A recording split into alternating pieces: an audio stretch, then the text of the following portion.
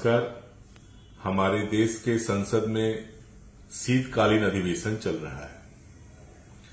आसनसोल की जनता ने दूसरी बार श्री शत्रुघ्न सिन्हा जी को आसनसोल के सांसद के रूप में निर्वाचित करके पार्लियामेंट में भेजा है।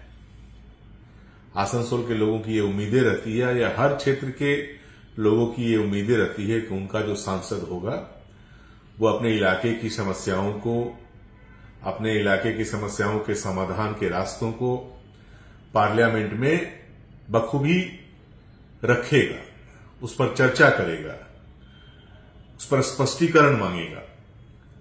लेकिन ये दुखद स्थिति है कि चाहे अपने पिछले टेन्योर में हो या वर्तमान टेन्योर में हो, आसनसोल की समस्याओं के बारे में माननीय शत्रुघ्न सिन्हा जी को हम लोग संसद में एक भी शब्द बोलते हुए नहीं सुन रहे हैं। चाहे वो ईसीएल में काम करने वाले असंगठित श्रमिक हों, जिनको हाई पावर रिकमेंडेशन के अनुसार सैलरी नहीं मिल रही है, सुप्रीम कोर्ट का आदेश है, ये मुद्दा उन्हें उठाना चाहिए। इसको से जुड़ी हुई बहुत सी समस्याएं हैं, वो मुद्दा उन्हें उठाना चाहिए। आसनसोल में एक मेडिकल कॉलेज की मांग वो कर सकते हैं, आसनसोल में एम्स की मांग कर सकते हैं, अन्य जो बुनियादी सुविधाएं हैं वो मांग कर सकते हैं। आसनसोल के अंडाल में जो एयरपोर्ट है वहां से इंटरनेशनल फ्लाइट की मांग वो कर सकते हैं। बर्नपुर में जो एयरपोर्ट बनकर तैयार है उसमें जो अड़चने हैं उसका समाधान कैसे किया जाए, ये मांग वो कर सकते हैं। आसनसोल के कनेक्टिविटी के लिए एक और बाईपास बड़े रोड की जरूरत थी, वो मांग वो माननीय नितिन गडकरी जी के सामने कर सकते हैं।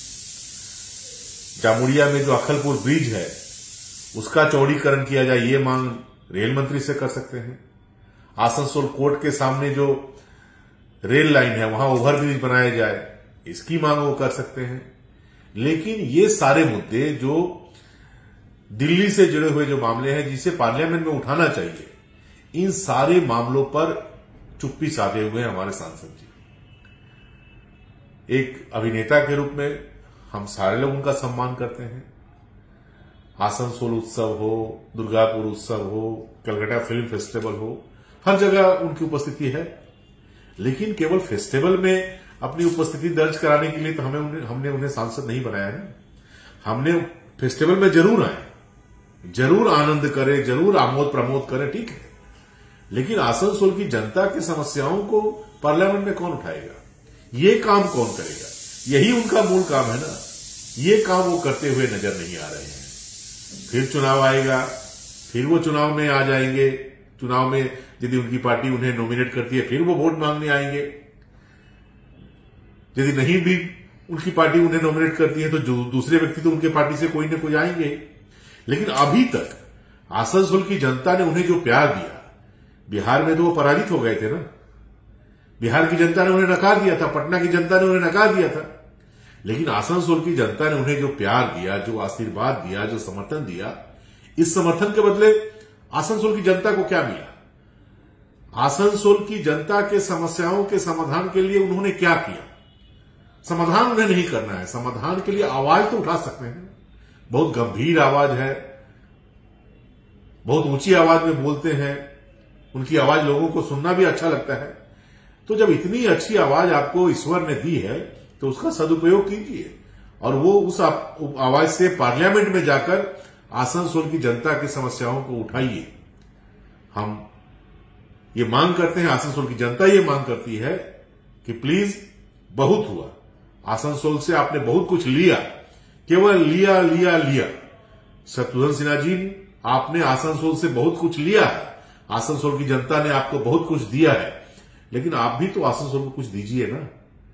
जिस उम्मीद के साथ आसनसोल की जनता ने आपको दिल्ली में भेजा था, उस उम्मीद पर खरा उतरने का प्रयास कीजिए ना।